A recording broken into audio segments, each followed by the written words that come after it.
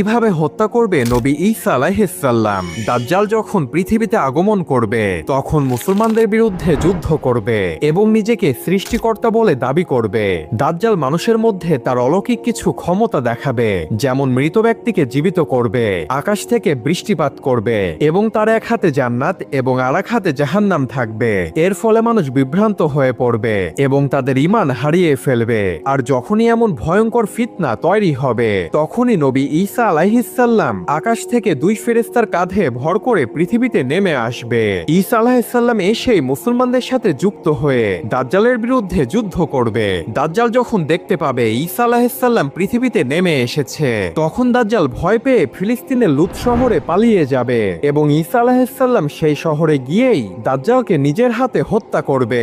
অর্থাৎ দাজ্জালের আগমন যেমন নিশ্চিত, ঠিক তেমনি ভাবে ঈসা নবীর হাতেই দাজ্জালের মৃত্যুও নিশ্চিত। দাজ্জালকে কিভাবে